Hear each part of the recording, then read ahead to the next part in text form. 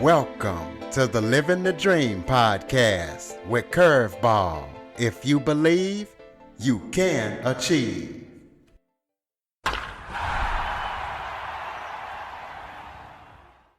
Welcome to the Living the Dream with Curveball podcast, a show where I interview guests that teach, motivate, and inspire. Today's guest is Zach Russell, a transformational guide dedicated on helping people quiet limiting beliefs, quiet the mental noise, and truly connect with their true selves through powerful conversations centered on present moment awareness. Zach helps individuals move beyond fear, self-doubt, and old narratives to discover greater peace, purpose, and fulfillment. We're excited to explore his approach to transformation and hear how a single conversation can create lasting change. Welcome to the show, Zach. Thank you for having me, Curtis. It's a pleasure to be here with you. Why don't you start off by telling everybody a little bit about yourself? Well, a little bit about me. I'm the one that they call Zach Russell. That was the label given to me as a child. It's not actually who I am, but we can get into that if you want. It's useful as an identifier, and much like you and the folks listening to this show, I'm an incarnate human being having this human experience, and this beautiful thing we call life. Yeah, you can definitely jump into it and anything else you want to jump into, and also explain to people what inspired you to, help want to dedicate your life to helping people quiet limiting beliefs and false narratives. A lot of suffering, Curtis. A lot of suffering. Years and years of a rumination of an egocentric mind, of opinions and righteousness, and all of the things that disconnect us from the present moment experience, which is objectively all we have in this world. Well, you talk about the prisons of the mind. What most common mental prisons do you see people trapped in today? Well, I would say most people aren't present today. Most people are living the succession of events that they call a past, that they identify with as a past, and projecting those largely unconsciously into the illusion of a future, into the fantasy of a future. I mean, the thing is, the past doesn't exist, nor does the future. The only thing we actually have is right now, but the majority of people don't live in that present moment experience. For many reasons that start in childhood, which, depending on how deep you want to go, we can definitely get into. Yeah, take a deep dive into it and take it where you want to take it. Well, I mean, we have something called the ego, right? The ego is just a mechanism of language. It's a pathology of the mind. It's an identification of the self. So the different beliefs and narratives that we have, the structures that we have, that we've built around the frameworks from early childhood. When a child is 2 to 5 years old, there's a split that happens, usually as language comes on, and the one becomes identified with the self. Since we're sentient and we can think, unlike other mammalians and vertebrates, we have the ability to make things about us. And that's where life becomes a problem. When the child feels unsafe and it can't go to the mother, which is the natural course of life. A mother bear, for example, takes care of the cubs. She doesn't traumatize them. She doesn't yell at them. What she does is she nurtures them until they neurologically develop, and then they wander off and they live their own life. But human mothers, human fathers, they don't do that. They don't nurture and coddle and protect the child as it develops. Usually no conscious of their own, no slight on them. They wind up traumatizing the child. They wind up making the child feel unsafe, unloved, and abandoned. And when that happens, that's when the ego comes online. And when a child feels unsafe, the disconnect between the natural course of going to a mother for safety, but feeling unsafe by being able to go to the mother because she's yelling with the father in the kitchen, as an example. That's what creates the split of the ego, the disassociation.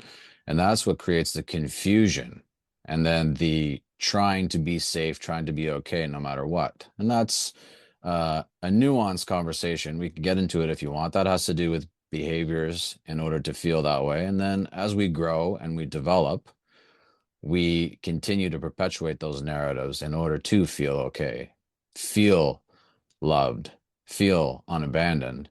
And that's really where the pathology of the ego comes into play and why so many people in our modern day society suffer exponentially. Or why do you feel so many people suffer with feelings of inadequacy and feeling like they're not enough? Yeah, well, that has to do with the split in childhood, right? So the fear of not being enough, the fear of abandonment, the fear of being unloved has to do with that split. It has to do with the inability for the child to go to the mother when it feels scared, when it feels unsafe, because the safety and the fear are present and are experienced with the mother. For example, when the mother is angry and yelling, when the mother's scolding the child, when the mother's yelling at the father or with the father. Even when an arbitrary experience happens, perhaps you break a figurine or a doll that was a family heirloom that was priceless to the mother, and she gets triggered because she has the same beliefs and emotional frameworks from her childhood that she hasn't dealt with. So then that gets projected onto the child. The cycle continues, and that's a bunch of adults that we have still acting as children. I mean, we don't teach these things, Curtis. We don't teach children to be free, to be loved. And we certainly don't experiencing that in our parenting models. Well, I know that present moment awareness is a central theme to your message. So, how can someone begin practicing present moment awareness, when they're overwhelmed with so much stress and anxiety? Yeah, so I mean, you can't really practice present moment consciousness because present moment consciousness is its own beingness, right? When we're overwhelmed, when we're triggered, when we're in fight or flight, there's really not much you can do about it. The analogy I use often is if you were to drink some tequila, do 5 shots of tequila, there would be a physiological effect, right? You would be intoxicated or drunk, as they would say. And then there would be a certain amount of time that it would take in order for the effects of that tequila to wear off from the human organism. During that time, no matter what you do, you're not going to reduce those effects. You're not going to alleviate those effects. And that's the same thing with being triggered. That's the same thing with the hypervigilant, maladaptive emotions getting triggered on. There's really not much you can do in that. When you're experiencing stress, when you're experiencing those emotions, they have to usually just run their course. Unfortunately, we don't let go of those emotions. We're not aware even that those are emotions. Most people think that the reality that they live, the subjective reality, is actually the way it is, not realizing that that subjectivity is nothing more than a narrative and a story. Where you talk a lot about how transformation can happen in a single conversation. So, can you share an example of what that process looks like? Yeah, so that's the methodology that I use, that I help people with. Basically, it comes down to awareness, acceptance, and surrender. If you don't know, then you don't know, right? So you can't be aware of something for which you're unaware of. And that's where the conversation begins with awareness. So essentially, what we do is we bring about the awareness of the 40 or so irrational emotions that you've been living by your entire life. We use a couple of examples. And what that does is that opens the mind up. And now you can see. And once you can see, there's an expansiveness within you. Within that expansiveness, the mind is much more pliable, much more able to change and to adapt. And so we let go of all of the things that you've been carrying on, that you've been holding on to for the majority of your life. And once we let those go, they're gone. And the result from that is no more rumination, no more egocentric storytelling, no more self-identification, just the ability to observe and to experience the beingness of the moment. What are some signs that a person is living a false narrative instead of living their authentic self? Well, I mean, subjectively interpreting the way things happen, right? A relationship ends and somebody says, he broke my heart or she broke my heart, right? So, I mean, they didn't actually break your heart. They didn't actually like remove it from your torso and smash it into a million pieces and put it back in broken, right? But that narrative of he, she broke my heart is very real. People feel that. And the irrationality of that is what causes the not good enough to perpetuate further. That's what causes the disassociation, the suffering, the depression, the anxieties, all these noises we make with our mouth for these structures that we have that to the individual are very real, but are objectively nothing more than what happened. I mean, the relationship ended. Two people who were having physical, intimate activity with each other, who were living together, who were meeting each other daily, weekly, whatever the case may be with that specific relationship, that has been a succession. And that's the end of that. That's the objectivity of it. But the story is of the heartbreak is where we get into the ego and we get into the self and we get into the suffering. Well, I know many people are searching for purpose but don't know where to start. So, what advice would you give someone who is searching for deeper meaning in their life? Yeah, so great question. I mean, I don't actually give advice, right? Because advice is useless. Advice is back to the ego, right?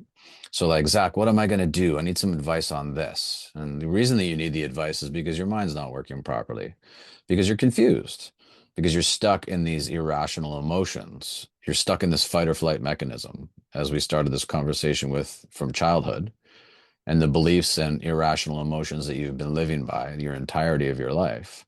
And so you're looking for advice, you're looking for purpose, right? That's, what's the purpose of my life?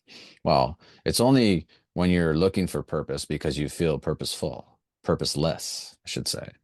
And the thing is, the irony is that there's no purpose to life. The only purpose to life is the story that we tell ourselves about it. And again, that takes us out of the moment. That takes us out of the objectivity and into the illusion of life. So I don't actually give advice to people. It's not necessary once they do the work, because once you do the work, you're free. Your mind is working properly. Your creativity is online instead of being shunted. Instead of your resources going to a fight or flight mechanism within the organism, you're expansive. And so you know what to do. You don't need advice. You don't need validation. In your experience, what is the biggest obstacle people face when trying to create lasting personal change? Themselves. Right? I mean, when we're trying to create lasting change, there's a story behind it, right? I need to do this because I need to do that. I should do. I have to. I've got to, right? These are all scarcity mindsets. These are all projections, future fake projections of the ego when you basically are just trying to feel better. I mean, at the end of the day, human beings are just trying to feel better. And that's why we have addiction, and that's why we have narratives, and that's why we have goals. And that's why we have all of this idea of a someday future. I'll be okay when. I'll be okay when I get this, when that happens, when I get the girl, when I graduate, when I get the house. Oh, I'll get that new job, then I'll be okay. Oh, once I finally lose all that weight, then he'll love me, then she'll love me. Then I'll be accepted, then I'll be enough. And all of that says that in this moment, you're not enough. And you are always enough in the moment. Tell us about any upcoming projects that you're working on that listeners need to be aware of. Well, I actually I'm hoping to be putting some webinars together in the future, and I just recently finished my audio course, which is available. It's essentially a one-on-one session mirrored, downloaded in audio format. So it can be really valuable for a lot of people who don't actually need the mirror of a live interaction with a human. You can just sort of run through the process that I do one-on-one in conversations, and you can do it from the comfort of your home with your earbuds. Throw out your contact info so people can keep up with everything that you're up to. Easiest way to get a hold of me is just my link tree. That's got all the things relating to Zach Russell there. My some of my free offerings and podcasts I've been on, and has a way to get a hold of me if you want to have a conversation and download the audio course. And that's just my name, Linktree/Zach Russell. All right, we'll close this out with some final thoughts. Maybe if there was something I forgot to talk about that you would like to touch on, or any final thoughts you have for the listeners. Yeah, I mean, my final thought would be just let it go. Just let it go. Let it all go. Bring awareness, like awareness is the key. You can't see what you can't see. So pay attention to the things that you're saying. Pay attention to the way that you're behaving. Do a little audit on that and see, and then let go of it, As things come up, as you get triggered, as you get upset, let it go. Just let it all go. Let it all go, ladies and gentlemen. Also, go check out Zach Russell's link tree and get that audio course. Check out everything that he's up to and gonna be up to.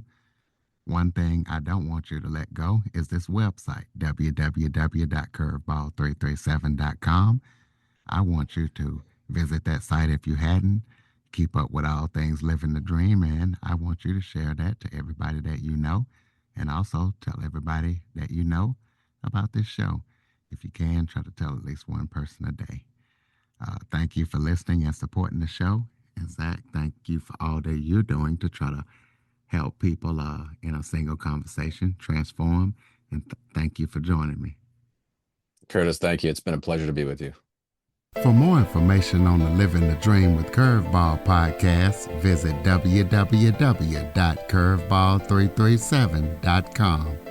Until next time, keep living the dream.